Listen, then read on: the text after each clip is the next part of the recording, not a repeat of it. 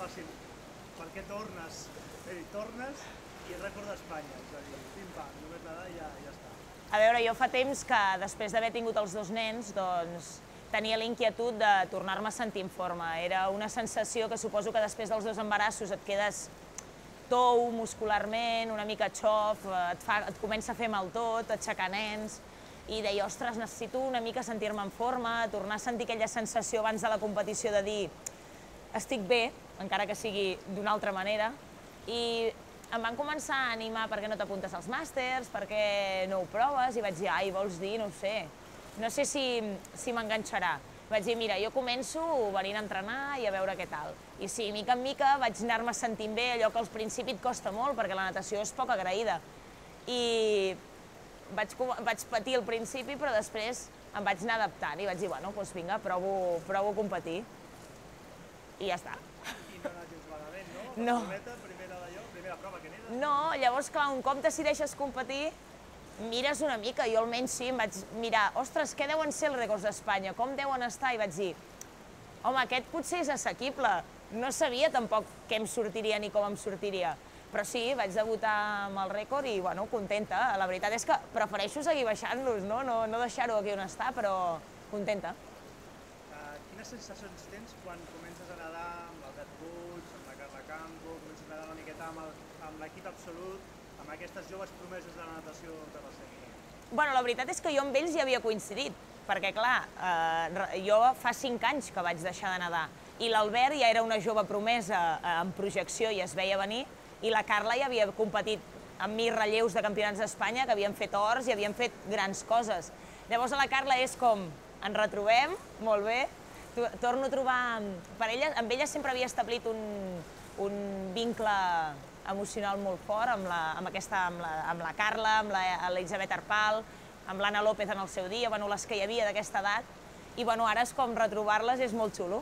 I amb l'Albert, doncs, l'he vist com, amb aquests 5 anys, com ha explotat, no? I un plaer poder entrenar amb ell i compartir. Jo represento que he rejuvenit. Diuen la mama, quan nedes o no? Jo crec que m'ho deien més quan nedava.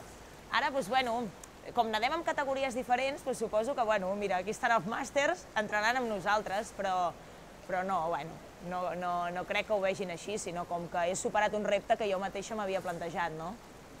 Independentment del teu repte personal, dels reptes que tens en forma, la Cristina em comentava els vincles que hi ha dins l'aigua quan entrenes amb altres generacions. Què t'han aportat a tu aquesta, tot i que tu has tingut potser aquesta presa de contacte amb la Carla, amb l'Albert, al tornar a estar amb gent que molt més jove que tu, quins vincles es formen?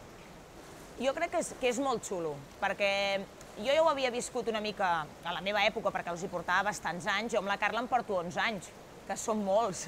Llavors, ja havia viscut una mica aquests vincles que a mi m'havien fet agafar il·lusió a la meva última part de la carrera esportiva, ho havia volgut deixar el 2005 i vaig continuar fins al 2008, una mica pels vincles que es creen a dins del grup. I ara ho torno a viure, no? A vegades, no sé, estàs... No sé, és com un vincle que et rejuveneix. Jo crec que és això, o sigui, que estàs com si estiguessis a la seva època. Jo és que me'n tornaria a anar a campionats amb ells, jo em tornaria a enganxar com si no hagués passat res, però perquè aquests vincles precisament es troben a faltar. No ho sé explicar, però és, una sensació de vinga, d'anem-ho donar tot, d'equip, de formes part d'algú una altra vegada. I això es troba a faltar. Tu parles d'un esport poc agraït, Cristina em parlava d'un esport sacrificat per les hores que heu de dedicar-hi, però personalment m'imagino que aquest esport, i amb Cristina Rei i amb Nova Roca, pel club i per l'escola de natació, per aquells joves que es volen començar a iniciar, ha de ser molt maco tenir dues exolímpiques tornant a competir, perquè és un esport que dintre de lo poc agraït que és, de tenir alguna cosa per enganxar molt. A veure, jo quan dic que és poc agraït, ho dic amb el sentit de que perds la forma molt ràpida. O sigui, és un esport que et costa molt agafar la forma, però que t'és molt ràpida perdre-la. O sigui, estàs un cap de setmana sense tocar aigua i el dilluns arribes que ja et costa. Em refereixo a això. També és poc agraït amb altres coses, a nivell de mitjans, de comunicació, i és molt sacrificat, té raó. O sigui, l'únic és que jo crec que els reptes que tu et vas marcant és una mica el que t'enganxa, no? El que et sents en forma i dius, ostres, quin és el següent? La competició de tal, doncs vinga. I això és una mica el que amb tota la carrera esportiva jo em vaig anar marcant, i és el que m'estic marcant ara, de dir, quina és la pròxima competició? Doncs anem-hi, no? Pel club, pels nens, jo crec que ha de ser molt maco. Clar, jo no em poso la seva pell, no? Però jo sí que vaig estar quan la Natàlia Mas em va ensenyar a nedar, i per mi va ser... O sigui, tenir-la allà tan propera, inclús va fer alguna competició de màsters quan em tenia a mi al grup, i va ser una experiència superxula i que recordo molt, perquè a més ella ens explicava anècdotes, ens ensenyava vídeos, ens ensenyava retalls de premsa, i tot això a mi em va calar moltíssim, i jo deia, jo vull ser com ella. Clar, després hi ha qui hi arriba i qui no hi arriba, no? Però bueno, la il·lusió aquesta crec que és molt maca. Si la poden tenir... Què et diuen els teus nens petits, els de l'escola de natació? Bueno, els alevins, que em volen venir a veure. Dic, bueno, hi ha la competició d'aquí a Terrassa, que estaré més en forma. I propers reptes, Laura? És a dir, internacionalment parlant, una exolímpica que ha anat als Jocs Olímpics, i tens un repte, i en cas de tenir uns reptes esportius, evidentment, independentment del rècord d'Espanya, però internacionalment parlant.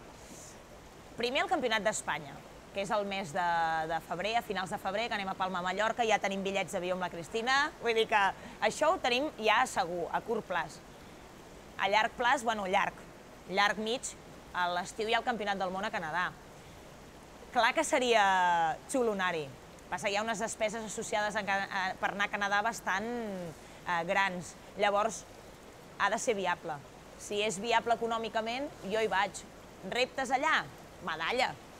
Però, clar, primer ha de sorgir el realment poder-hi anar i que sigui viable poder-hi anar, a nivell econòmic.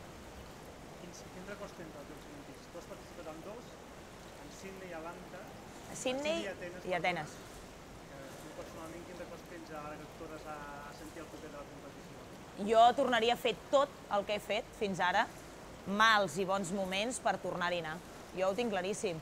Per mi, els Jocs Olímpics de Sydney, sobretot els primers, és de les millors experiències que tens a nivell esportiu a la vida. Vull dir, sortint un estadi on la natació a sobre és l'esport rei, que això passa poques vegades, o sigui, sortir amb 18.000 persones i que la piscina caigui, són experiències que es viuen una vegada o mai, no? Jo he tingut la sort de viure-la i penso que tot el que vius en uns jocs, les experiències, el que comparteixes amb altres esports, les vivències a tots nivells, les amistats, no té preu. Jo tornaria a passar per tots els anys de patiment per arribar-hi. Val la pena, no, aquest sacrifici després? Totalment. Jo totalment. Tornaria a passar... I ho he passat molt malament, també, perquè no tot han sigut èxits i rècords, i hi ha hagut èpoques molt dures, quan ningú t'apoya, les lesions, però jo tornaria a passar, jo ho tinc claríssim. O sigui, penso que som uns privilegiats els que hem pogut anar a uns Jocs Olímpics i que tenir aquesta... no la té tothom. Per tant, val la pena esforçar-se el dia a dia per aconseguir-ho. Molt bé, Laura. Perfecte.